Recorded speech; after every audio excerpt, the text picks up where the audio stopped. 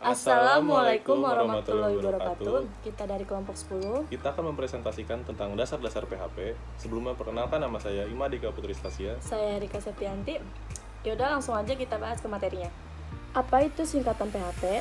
PHP Hypertext Preprocessor. Penjelasannya adalah bahasa script yang dapat ditanamkan atau disisipkan ke dalam HTML. Sifat-sifat PHP. 1. Open source scripting language. Kedua, script PHP dieksekusi pada server. Ketiga, PHP gratis untuk diunduh dan digunakan. Keempat, PHP sederhana untuk pemula namun menawarkan fitur-fitur canggih untuk programmer profesional.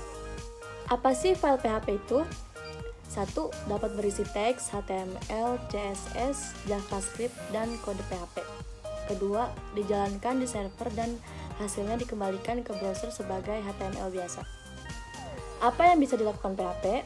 Dengan PHP, 1. Output tidak dibatasi hanya HTML, namun dapat ditampilkan dalam gambar, file PDF, dan bahkan flash movie. Kedua, output juga dapat berupa teks seperti XHTML dan XML. Ketiga, PHP dapat menghasilkan konten halaman dinamis. Keempat, PHP dapat membuat, membuka, membaca, menulis, dan menutup file di server. Kelima, PHP dapat mengumpulkan data form. Keenam, PHP dapat mengirim dan menerima cookies. Ketujuh, PHP dapat menambah, menghapus, memodifikasi data dalam database. Kedelapan, PHP dapat membatasi pengguna untuk mengakses beberapa halaman di situs web. Terakhir, PHP dapat mengenkripsi data. Kenapa sih kita harus pakai PHP? Karena PHP dapat berjalan di berbagai platform yang berbeda. Contohnya Windows, Linux, Unix, macOS 10, dan lain-lain. PHP compatible dengan hampir semua server yang digunakan saat ini, contohnya Apache, dan lain-lain. PHP memiliki dukungan berbagai database, contohnya MySQL, PostgreSQL, dan lain-lain. PHP bersifat gratis, bisa diunduh dari www.php.net. Dan PHP mudah dipelajari dan berjalan efisien pada sisi server. Yang dibutuhkan untuk memulai menggunakan PHP itu web server, contohnya Apache dan lain-lain. Sekarang kita bahas sintaks PHP. Script PHP dapat ditempatkan dimanapun dalam dokumen.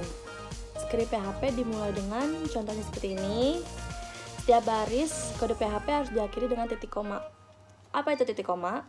Titik koma adalah pemisah dan digunakan untuk membedakan satu set instruksi dan instruksi lainnya.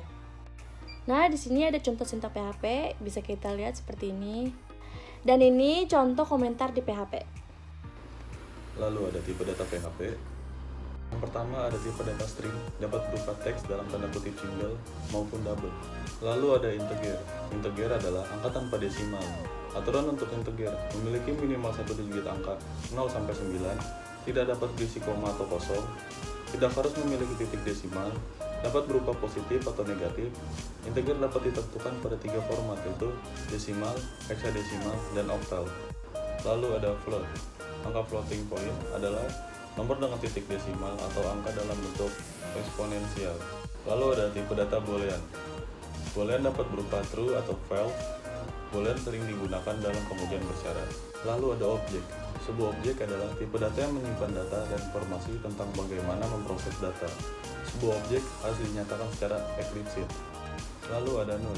Nilai null khusus menyatakan bahwa suatu variabel tidak memiliki nilai, berguna untuk membedakan antara string kosong dan nilai null dari database.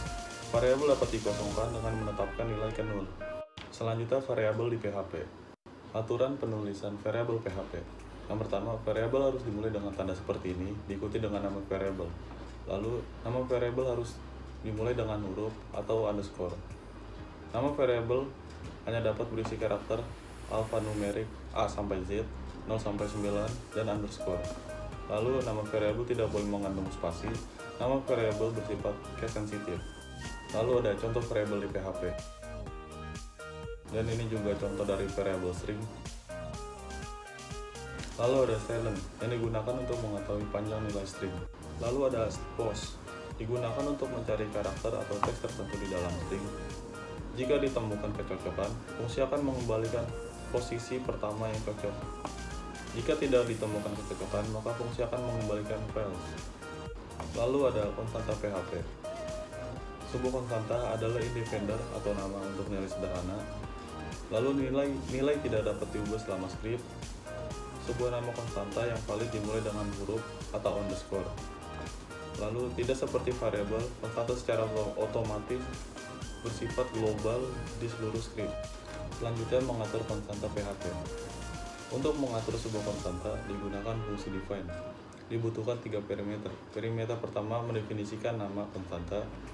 Parameter kedua mendefinisikan nilai konstanta. Parameter ketiga bersifat opsional, menentukan apakah nama konstanta harus menggunakan case sensitive. Lalu seperti ini contoh konstanta.